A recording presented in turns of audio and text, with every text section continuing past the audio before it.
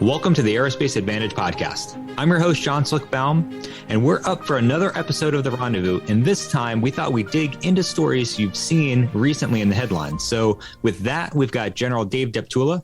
Hey, Slick. We also have Mark Gonzo Gunzinger. Good day, Slick. And Heather Penny.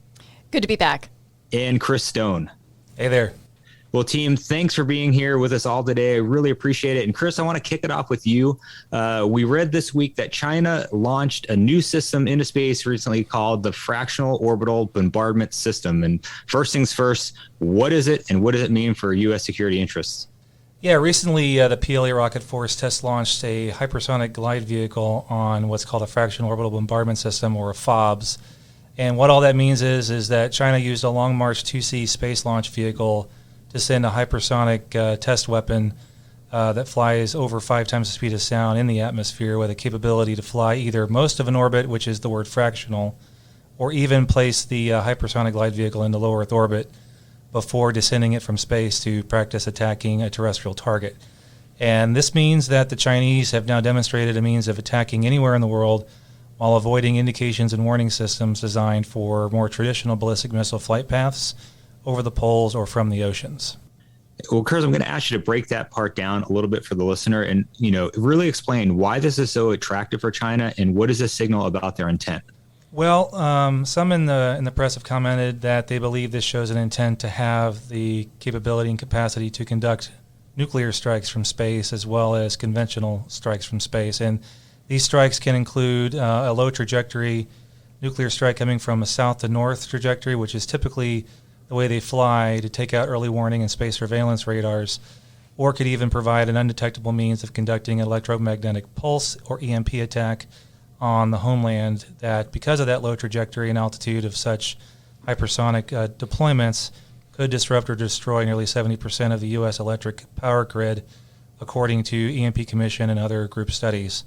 So they clearly want to signal that they have the means, or are developing the means, to defeat any current missile warning or defense systems. And this aids their view of deterrence, which is very different and unique from ours. They believe in an active deterrence view, where if they believe that they have a threat to their interests, they reserve the right to attack it first, or use their weapons to coerce their adversary into compliance. This weapon system certainly provides a huge step up in this attack to deter doctrine. All right. Well, Chris, how do U.S. defenses stack up against this? And as I understand it, it's not the first time we've had to think about this type of weapon.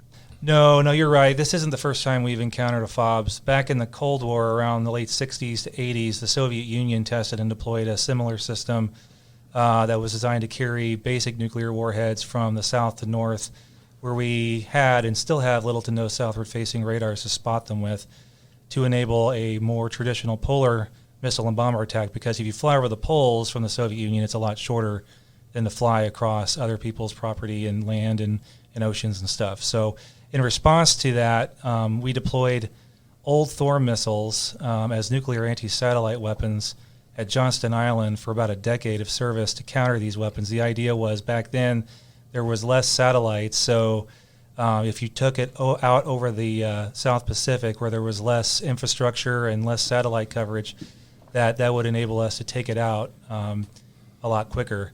And so, however, this is the first time we've seen it paired with an HGV or a hypersonic glide vehicle, and this enables it to re-enter far away from radars and sensors to fly super low, so that our current suite of missile warning satellites and radars will miss it.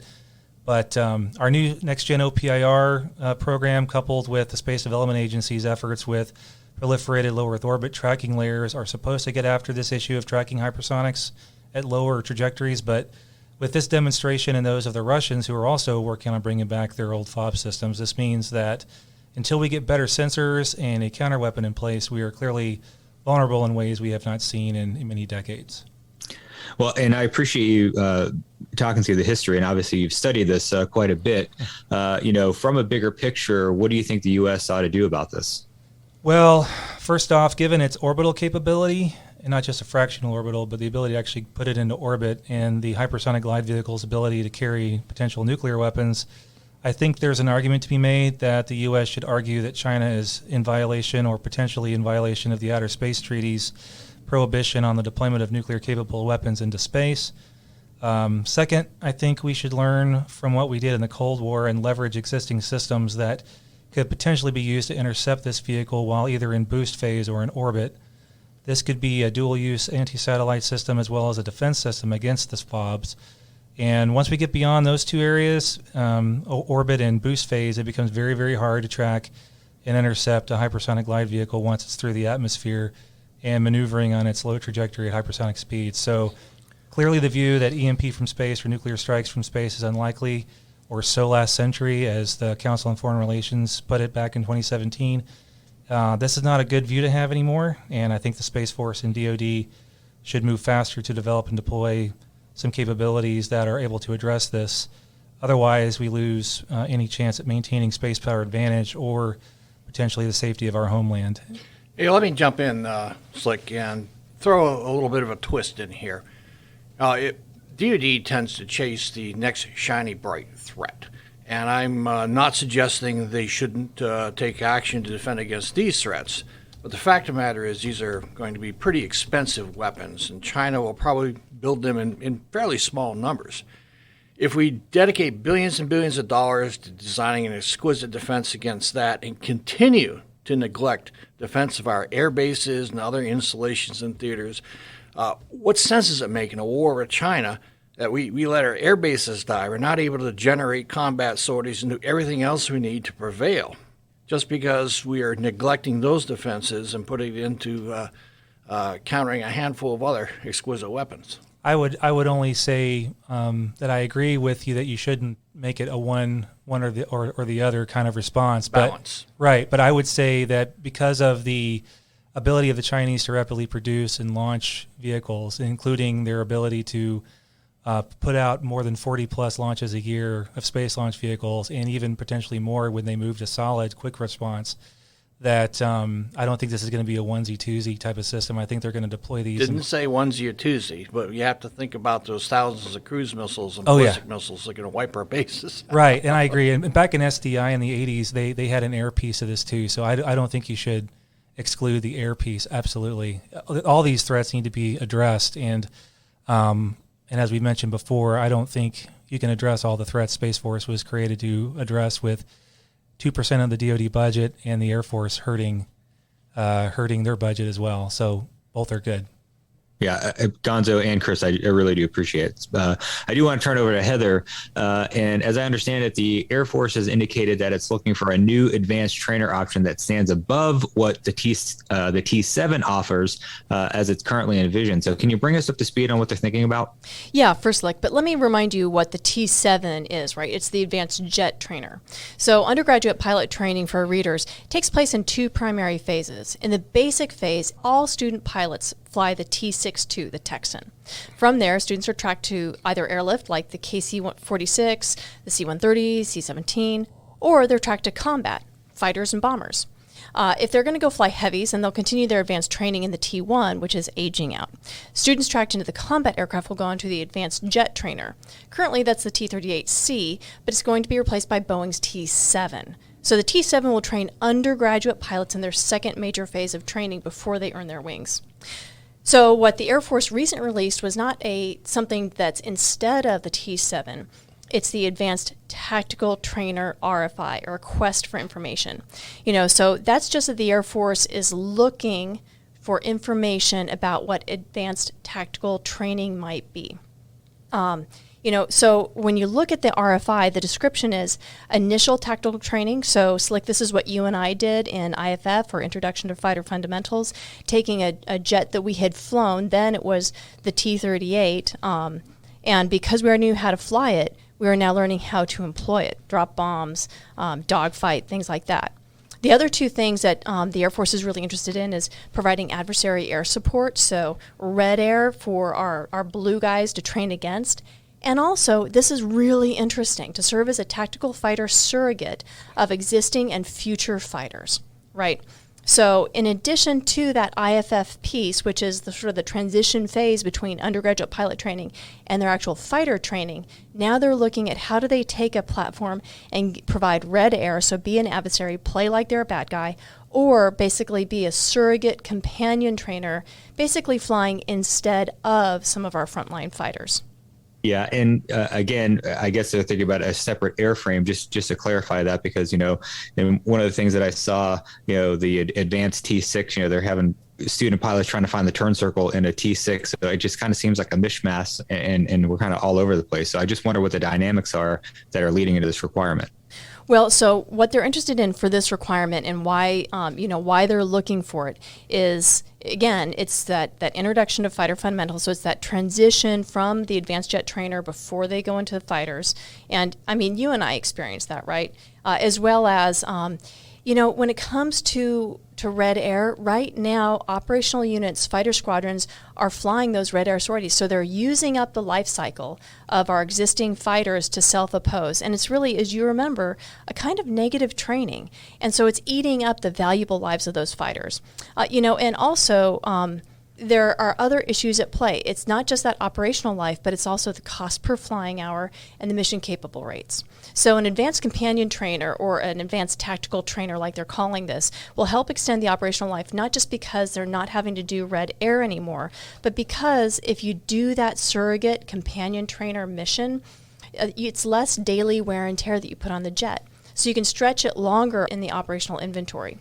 The second major reason is for our fighters on the front lines is mission capable rates. Every time a fighter can't fly a training sortie, the readiness of our pilots goes down. So having a new surrogate trainer will help be able to preserve that kind of readiness. And finally, it's cost per flying hour. I think that the Air Force is making the assumption that this advanced tactical trainer will cost less to be able to fly. So for legacy aircraft, their cost per flying hours are going up. And as we know, the service is also very concerned about the cost per flying hour for the F-35 and for the F-22. And the F-22 is seriously stressed in all three of these areas. So an advanced companion trainer or surrogate sort of tactical trainer, since it can act as a surrogate to any one of these fighter types, it could be a real lifesaver for the Air Force.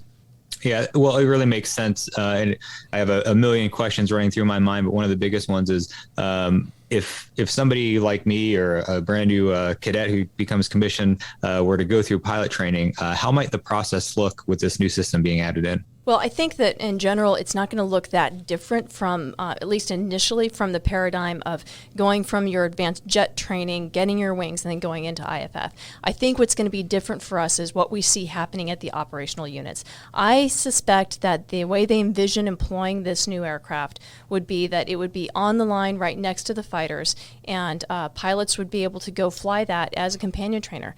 Similar to how the B-2 pilots, they have the T-38, so they can go maintain their instrument currency. This would be something similar, and I think that the Air Force would probably step up from basic missions to more tactically advanced missions. And you see this in what some of the proposed or considered requirements are regarding what the aircraft will need to be able to do. 0.9 Mach, 7.5 Gs, it'll need to be able to carry a captive air training missile, maybe some jamming stuff. So we can see that they're envisioning what the potential for this aircraft could be to act as a surrogate. Yeah, and I can see why that's so relevant for fifth gen training, right? To have that in-house capability, not burn up hours on the stealth technology, and not have negative transfer. So, anything else on the flight training piece?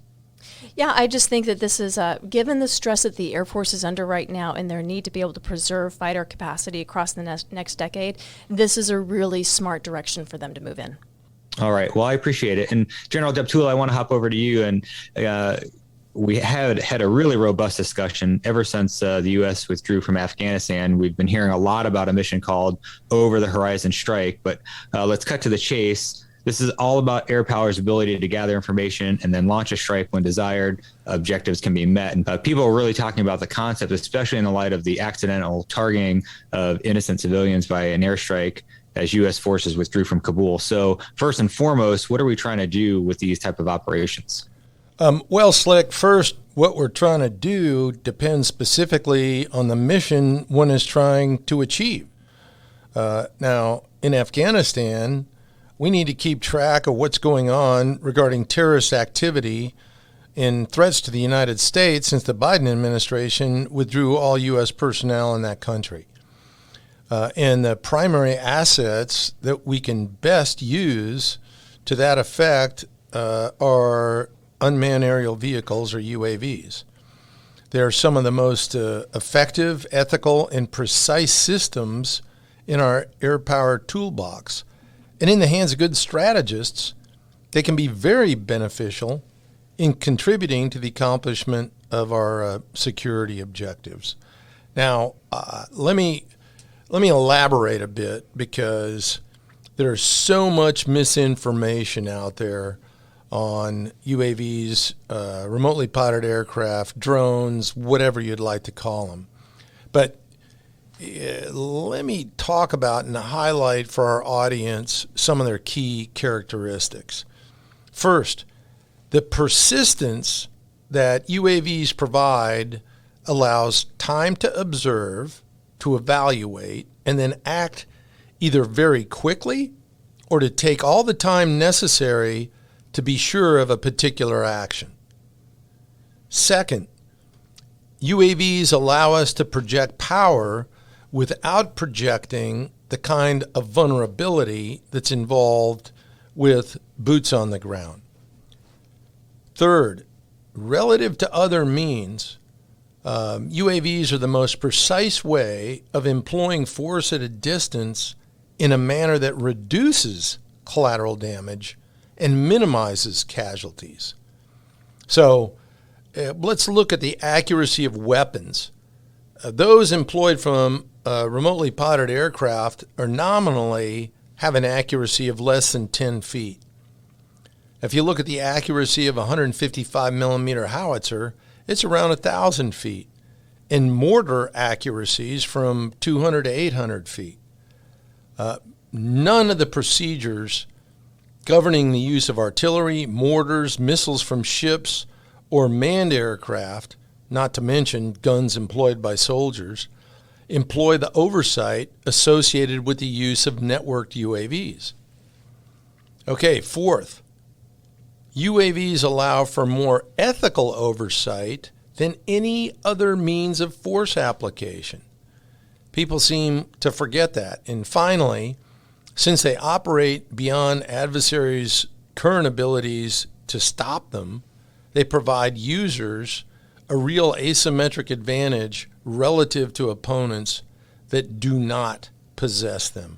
So those are a couple of reasons why the United States in particular and others have adopted and embraced the use of unmanned aerial vehicles in meeting their security objectives.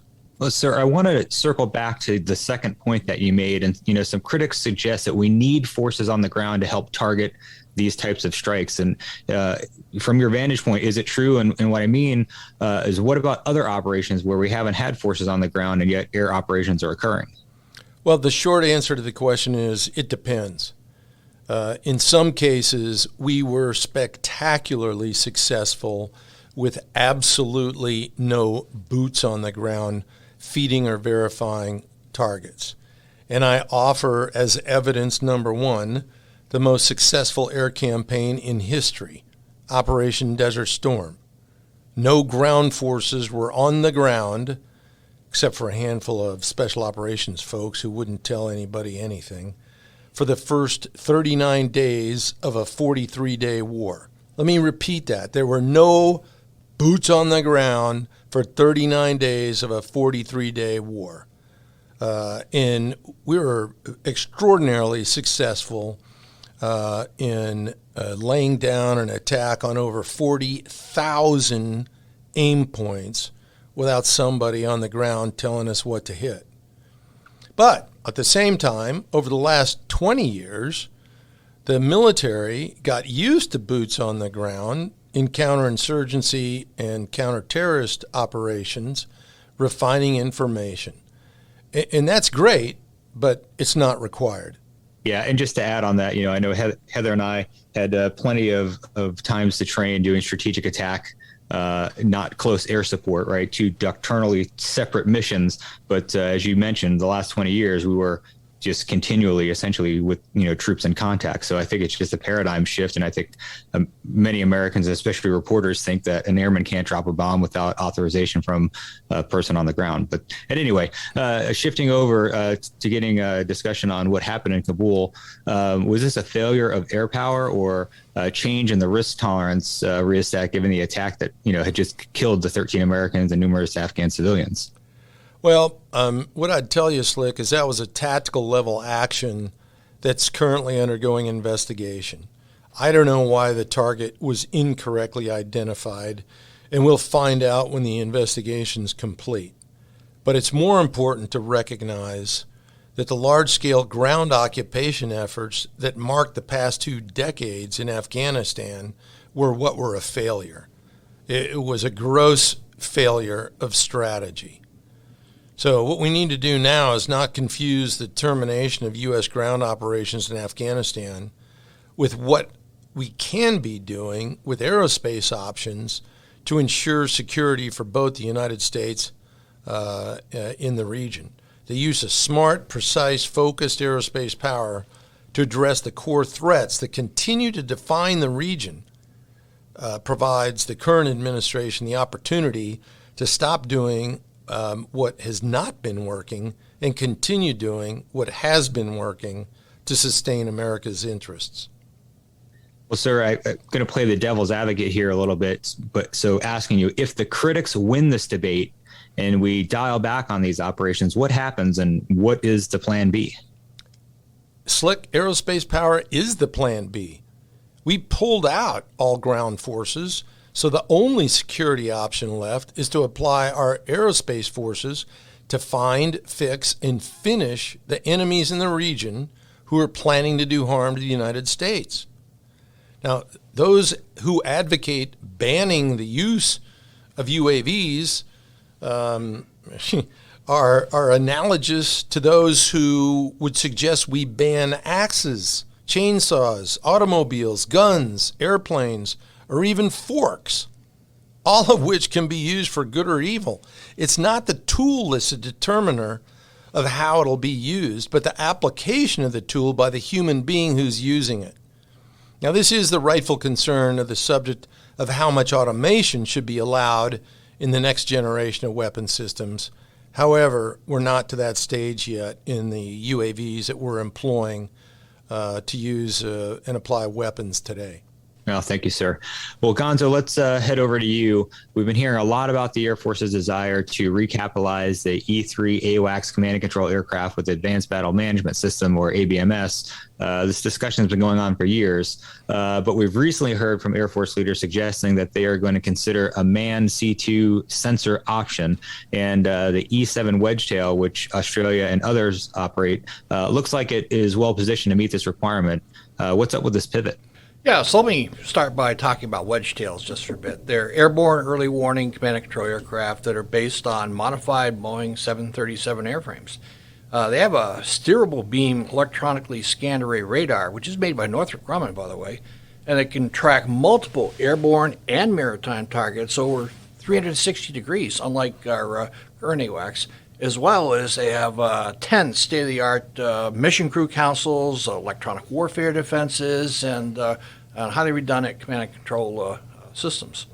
So they have a capability to air refuel and a radar range that exceeds 400 kilometers, so they could surveil, say, about 4 million square kilometers in a 10-hour mission. That's pretty much Europe. Why they need it?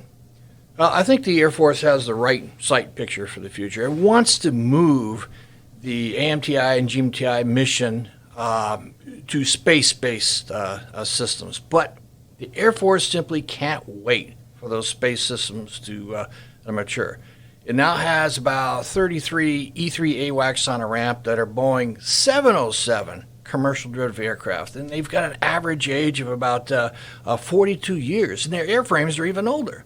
So the fact is that Herculean efforts are now needed to keep those aircraft mission capable. And soon even the Air Force's very best efforts won't be enough to keep them flying.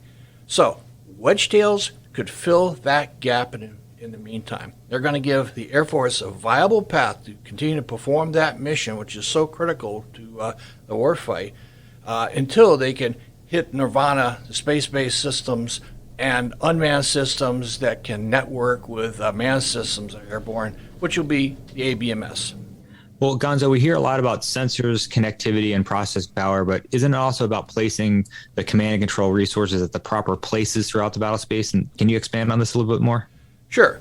Space-based AMTI, GMTI is certainly part of the answer, as I said, but I see value in maintaining battle managers airborne to handle highly distributed, dynamic fights in Indo-Pacific and in other regions. And let's not forget, it's not all about operations that may take place in highly contested environments.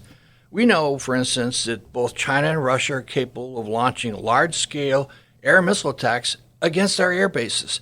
And there's a need for airborne assets to detect inbound aircraft and missiles over long ranges, and airborne battle managers that can help integrate and cue the multiple defenses to defeat those attacks. And let's not forget about defending our homeland against cruise missile attacks. In the discussion we just had about over-the-horizon strikes against terrorists in areas where we don't have a significant ground presence, that would be a perfect daily driver role for Wedgetails. Hey, Slick Gonzo, this is Lucky. I just want to jump in here for a minute because I think that the point that you both brought up regarding the command and control piece is really crucial. I mean, as we move forward to space-based type sensing and networked operations, sure, you can share information across, but one of the things that's really important about what Wedgetail could bring is that battle management. And it's not just simply about pushing fighters forward or assigning targets. It's about all of the other motherhood that happens back of the forward edge that enables those operations to occur. Absolutely. So flowing tankers, making sure you've got the jammers going where you need to do, bringing in other fighters, reassigning and reallocation of targets. So that piece is really crucial. And I don't see that operational concept yet coming forward with the space-based type operations. So until that happens, I think the air battle management piece, we can't forget how crucial that element is. It's more than just sharing information. It really is about not just synchronizing the operations, but making sure all the motherhood stuff happens too. And as the resident space guy, I'll just add that strategically it makes sense to have a gap filler between. We've had a problem in the Air Force and even the space side of trying to keep old stuff going until we get the perfect new thing. And one of the big important things that you learn in strategy schools is that hedges and gap fillers are vital, especially if the platform already exists and you don't have to develop it. So this is a good idea in my mind as a space guy. Yeah, no, I do want to touch on the notion of survivability. And, that was a previous criticism of continuing with large unmanned C2ISR aircraft. Yeah, so I totally get the need to have more survivable AMTI, GMTI battle management assets airborne and in space. But the fact of the matter is not every scenario is about penetrating deep into China. Distributed operations, improving connectivity across the force also means that Wedgetails could shut down their radars and not emit and receive inputs from multiple offboard sensors, fuse that data, and analyze it and distribute it to other assets through secure communication links, laser comms, for example. And they can provide the real-time analytics that are needed for precision targeting in other operations with little or no latency, and do so from the razor edge of those contested areas everyone talks about. Now, Chris, you brought up a great point about hedging and strategy, and I want to dive into what you're suggesting about potential bridging strategies. Concepts like ABMS, JADC2 are certainly on target, but the technology and money required to manifest them is hugely significant. So, might we want to see other bridging investments? I mean, we have I'll get your thoughts on E-8 JSTARS and other key mission capabilities in a similar zone. Yeah, I would say that a lot of times we wait too long, and we have other capabilities that are currently available either through allied countries or in the commercial sector, and we have the rapid acquisition tools at our disposal to leverage these things in the near term for fairly inexpensive amounts. But yet, for whatever reason, we've just kind of put that on the back burner. So I think regardless of what the platform that needs replaced is, and there's several, I think there's plenty of options that need to be looked at from an air and a space side. Yeah, let's not forget that E-8 J-Stars are also Boeing 707 commercial derivative aircraft, and they're in desperate need of replacement as well. Not as bad broke as the AWACS right now.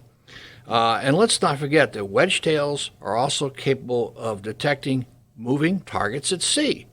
So, wide area maritime surveillance is going to be a high value mission, a fight with China in the South China Sea or other maritime area. I can see some bridge investments and possibly a modified business jet, or certainly an unmanned systems with sensors and data links so they can network with manned aircraft to perform those missions.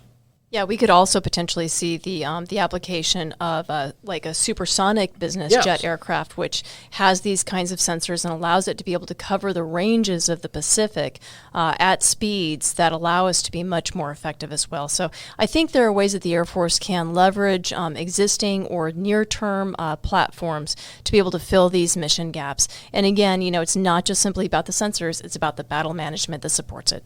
Right, I'll throw one last comment in here about it. We've talked about wedge tail and other capabilities as a bridge to the future. I think they're going to be part of the future. They're going to be part of the future ABMS, even after we have those space-based assets. Absolutely. That's part of the resilience of any sort of future battle space. I agree. All right. Well, that's all we have time for today. So thanks so much, all of you, for sharing your insights and thoughts for today. Thanks, JB. Thanks. Thanks, Lick. Thanks. With that, I'd like to extend a big thank you to you, our listeners, for your continued support and for tuning in to today's show. If you like what you've heard today, don't forget to hammer down on that like button and follow or subscribe to the Aerospace Advantage. You can also leave a comment for us to let us know what you think about our show or areas you would like to hear more about. As always, you can join in on the conversation by following the Mitchell Institute on Twitter, Instagram, Facebook, or LinkedIn, and you can always find us at mitchellaerospacepower.org.